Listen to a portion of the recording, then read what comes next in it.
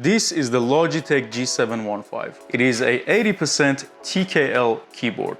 It combines style, comfort, performance, and versatility all into one package. At first glance, you can see that the keyboard has a fun and gamery look to it, which captures your attention, especially with its white color and RGB.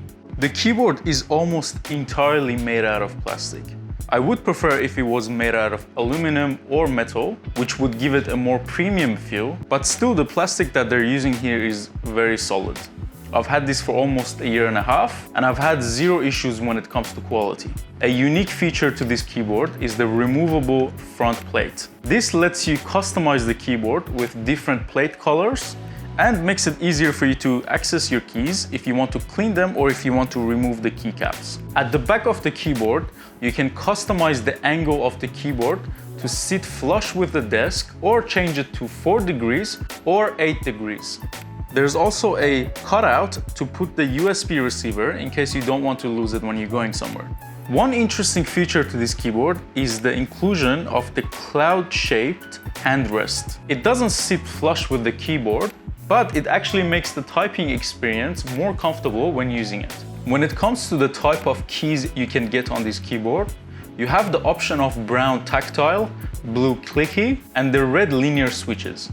I got my specific model with the mechanical MX brown switches, which I do kind of regret, because I prefer a more linear feel. Let me know what your favorite type of keys are on a keyboard. I'd be interested to know.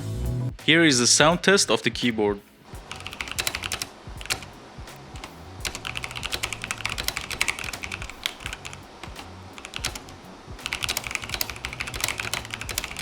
The keys on this keyboard are not hot swappable, so what you get is what you're stuck with. But you can change the keycaps themselves if you want to.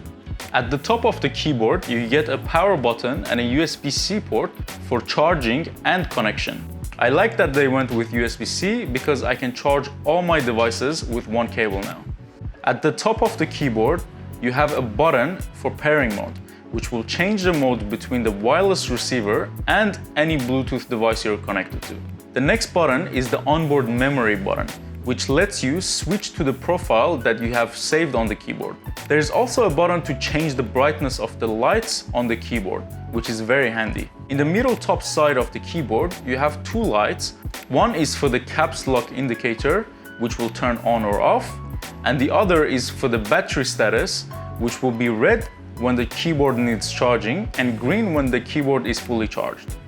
Lastly, on the top right hand side, you have 4 media buttons for muting, pausing, and changing songs back or forward. Also, there's a volume wheel for controlling the volume. I personally really like when keyboards include all the control buttons at the top. It makes it very convenient to use. And Logitech has managed to include all these buttons, which are really useful, without making the keyboard look ugly. The wireless adapter has a very low latency of 4.5 milliseconds on a single key press, which makes it a great option for any type of video game. You have the inclusion of Bluetooth, which makes it easy to connect to devices with no USB ports, and you get a fully customizable RGB in the Logitech app, which is great. While the Logitech G715 is a really good keyboard, it is definitely not perfect. I really think that in 2023, a keyboard needs to be built with aluminum or metal to give it a more premium feel. Also, the fact that it doesn't have hot swappable keys makes it a deal breaker for people who want to customize their keyboards.